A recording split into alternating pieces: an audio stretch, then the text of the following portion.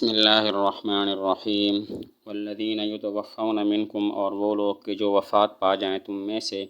ویذرون اور چھوڑ دیں ازواجن بیویاں، یتربصن بانفسہن تو وہ روکیں اپنے آپ کو، اربعۃ اشہر وعشرا 4 مہینے اور 10 دن، فاذا بلغن اجلہن پس جب وہ پہنچ جائیں اپنی عدت تک، فلا جناح علیکم تو تم پر کوئی گناہ نہیں ہے، فیما فعلنا اس معاملے میں جو وہ کریں، فی انفسہن اپنے بارے میں، بالمعروف دستور کے موافق، واللہ بما تعملون خبیر اور اللہ تعالیٰ ان اعمال پر جو تم کرتے ہو خبیر خبر رکھنے والا ہیں۔ والذین یتوفون منکم، یہاں سے متوفی عنہا زوجہا کی عدت کا بیان ہے، وہ عورت کے جس کا خاوند فوت ہو جائے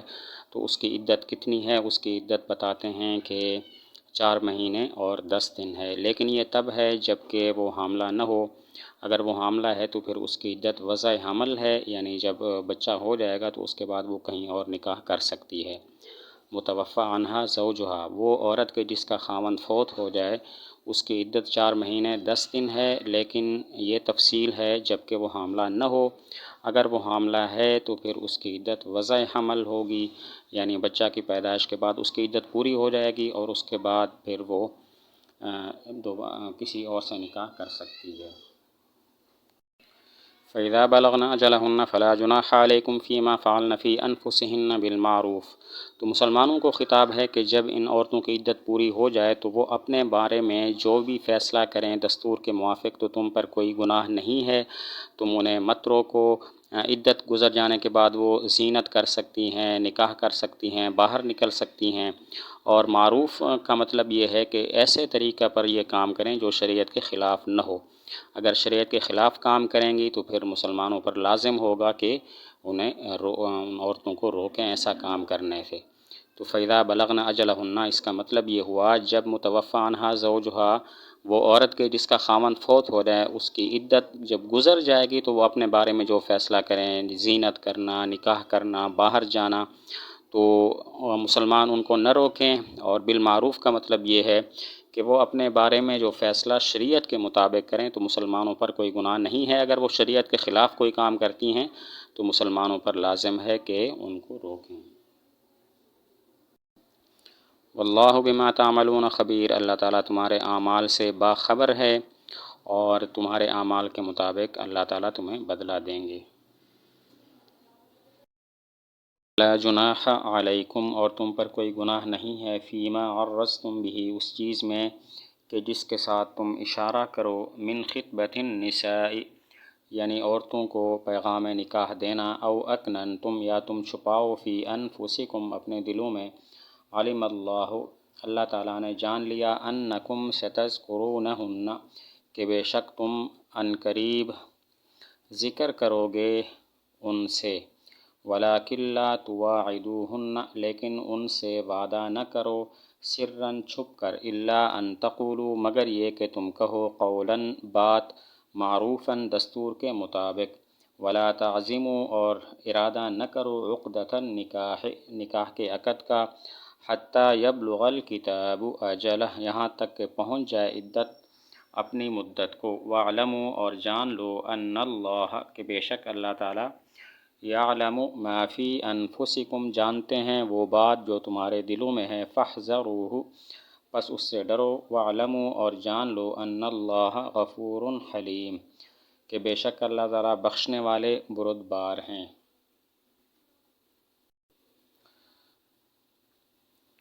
ولا جناح علیکم، یہاں پر عرضتم تعریض سے ہے، اور اکننتم یہ کنایہ سے ماخوذ ہے۔ تعریض کا معنی ہوتا ہے کہ ایسی بات کرنا جس سے سننے والا متکلم کی مراد کو تو سمجھ لے، لیکن حقیقت یا مجاز کو استعمال نہ کیا جائے۔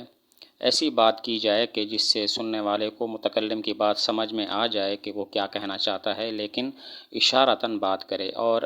کنایہ کا مطلب یہ ہوتا ہے کہ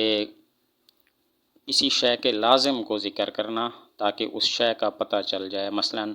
کسی کے لمبے قد کو بتانا ہو تو پھر کہتے ہیں طویل النجاد، یہ لمبے پرتلے والا ہے، تلوار کا جو پرتلا ہوتا ہے۔ اور مراد یہ ہے کہ وہ لمبے قد والا ہے۔ تو آیت کا مطلب یہ ہے کہ اگر تم عورتوں کو نکاح کا پیغام دینا چاہتے ہو، حالانکہ ابھی تک ان کی عدت نہیں گزری ہے، تو پھر تم تعریض کر سکتے ہو یا تم کنایتاً بات کر سکتے ہو، اشارتاً ان کو پیغام نکاح بھیج سکتے ہو، لیکن صراحتاً پیغام نکاح نہ دیا کرو۔ او اکننتم فی انفسکم، یا دل میں ہی اپنے چھپائے رکھو، ان سے تم کوئی بات نہ کرو، نہ صراحتاً اور نہ اشارتاً، تو یہ بھی جائز ہے۔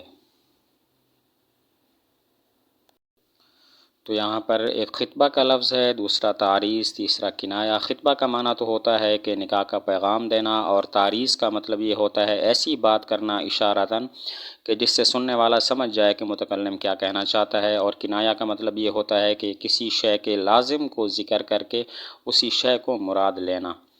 تو آیت کا مطلب یہ ہوا کہ ابھی تک اگر ان کی عدت نہیں گزری ہے اور تم ان کو نکاح کا پیغام دینا چاہتے ہو تو اشارتاً پیغام نکاح دے سکتے ہو، اور دل میں بھی اگر چھپائے رکھتے ہو اور تمہارا ارادہ ہے کہ میں اس سے نکاح کروں گا جب اس کی عدت ختم ہو جائے گی، تو یہ بھی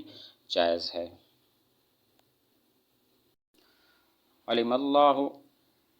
انکم ستذکرونہن، اللہ تعالیٰ کو پتہ تھا کہ تم عنقریب ان سے نکاح کا تذکرہ کرو گے، تو اسی وجہ سے اللہ تعالیٰ نے یہ بات مباح کر دی ہے کہ تم اشارتاً ان سے بات کر سکتے ہو، یہ بھی تمہارے لیے جائز قرار دیا کہ دل میں رکھ سکتے ہو کہ میں اس عورت سے نکاح کروں گا۔ تو اسی وجہ سے اللہ تعالیٰ نے اشارتاً پیغام نکاح دینے کو مباح قرار دے دیا ہے۔ وَلَٰكِن لَا تُوَاعِدُوهُنَّ سِرًّا، لیکن تم ان سے سرًّا خفیہ طور پر وعدہ نہ کرو، یعنی تمہارے لیے اشارتاً پیغام نکاح بھی جائز ہے، دل میں بھی رکھ سکتے ہو کہ نکاح کروں گا، لیکن پھر ان سے وعدہ نہ کرو خفیہ طور پر کہ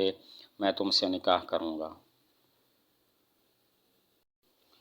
الا ان تقولوا قولا معروفا، ہاں مگر ایسی بات کر سکتے ہو جو دستور کے موافق ہو، یعنی کہ اشارتاً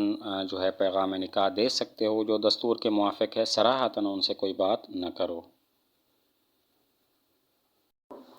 ولا تعزموا عقدۃ النکاح، اور تم نکاح کا عقد کا ارادہ نہ کرو۔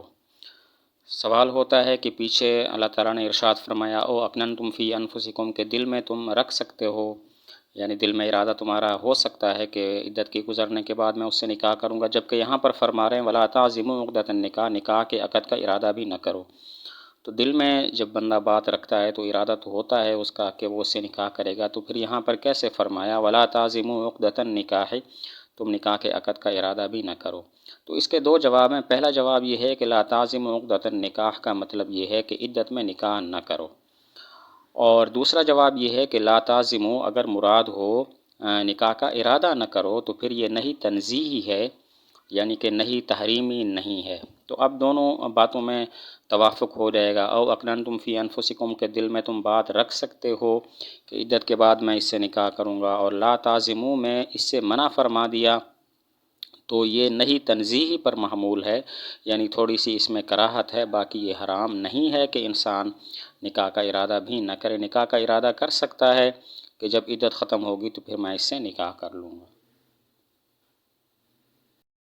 حتیٰ یبلغ الکتاب اجلہ، یہاں تک کہ عدت اپنی مدت کو پہنچ جائے، پھر جو ہے وہ نکاح کر سکتے ہیں جب عدت ختم ہو جائے۔ باقی یہاں پر عدت کو کتاب فرمایا کہ کتاب اپنی مدت کو پہنچ جائے، یعنی عدت اپنی مدت کو پہنچ جائے۔ کتاب کو عدت اس لیے فرمایا کہ عدت فرض ہے، اور کتاب کا معنی بھی فرض آتا ہے، جیسے کتب علیکم میں ارشاد فرمایا کہ تم پر فرض کیا گیا ہے۔ یہاں پر عدت کو کتاب اس لیے فرمایا کہ کتاب کا معنی فرض ہے اور عدت بھی فرض ہوتی ہے۔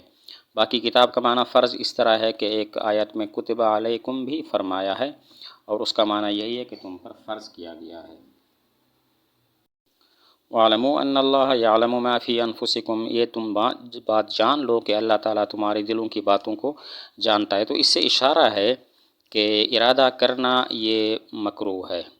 ارادہ کرنا پہلے ہی سے کہ جب جو ہی اس کی عدت ختم ہوگی تو میں نکاح کروں گا، تو ایسا ارادہ کرنا بھی مکروہ ہے، اگرچہ جواز ایک حد تک ہے اور یہ حرام نہیں ہے۔ فاحذروہ، تو اللہ تعالیٰ سے ڈرو اور اس قسم کا ارادہ نہ کرو، اور یہ بھی جان لو کہ اللہ تعالیٰ بخشنے والے ہیں، بردبار اور حلیم ہیں۔ جو ارادہ کر لے نکاح کا اور پھر اللہ تعالیٰ سے ڈر جائے اور اس کو نہ کرے، عدت کے دوران اس کو نکاح نہ کرے، تو ان اللہ غفور حلیم، جو اس نے پہلے ارادہ کیا تھا اس ارادے کو اللہ تعالیٰ معاف فرما دیں گے۔